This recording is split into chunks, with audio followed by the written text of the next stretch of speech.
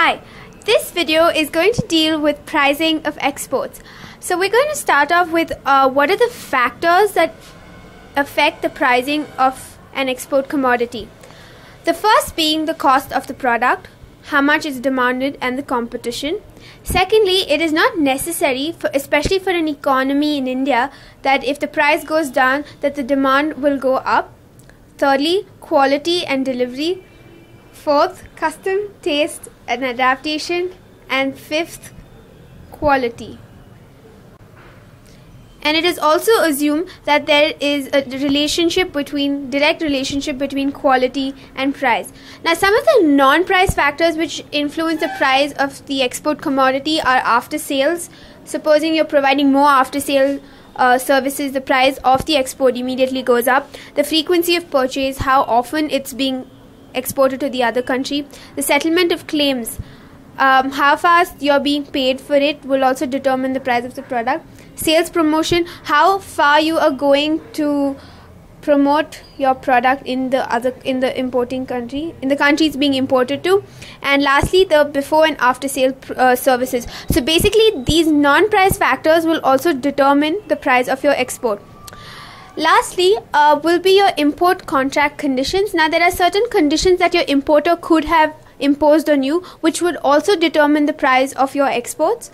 To start off with is quotations, which could be the first one being free on board, which means the goods are deposited just onto the ship. Second one is cost and freight, wherein the price of the export will include the cost and the freight. Third is cost, insurance and freight, wherein here the insurance of the goods are also covered.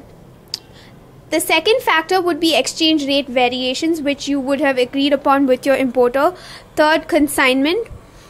Fourth is penalty and damages. And fifth is guarantee. So these are the factors that influence the price of an export commodity. So now we shall look into the methods of pricing, how the exporter goes about pricing his product.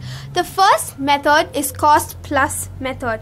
In cost plus method, the exporter starts with the domestic manufacturing costs and adds administration, research and development, overhead, custom charges and profits. The second being marginal cost. This method considers the direct out-of-pocket expenses of producing and selling the products for exports.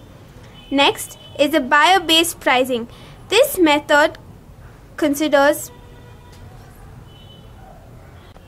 The third method is buyer cost.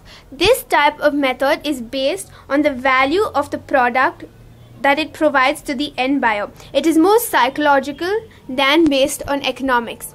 The last type is competition based, wherein you benchmark your price based on what your competitors are charging. When an exporter adopts the full cost method, he will have to include fixed costs, which are overhead cost, overhead production costs and overhead material costs. Secondly, the freight charges, and lastly, the insurance. Supposing the exporter adopts a marginal cost pricing strategy, there are a few formulas from the academic point of view that we shall have to keep in mind. The first one being total cost equals fixed cost plus variable cost. Second one, variable cost, which is nothing but direct materials plus direct labor. Lastly, marginal cost, which is the actual method being adopted by the exporter, which is nothing but the packing plus the commission plus the bank charges plus port charges, etc., minus the duty drawbacks, which will finally give the exporter the export price. Thank you.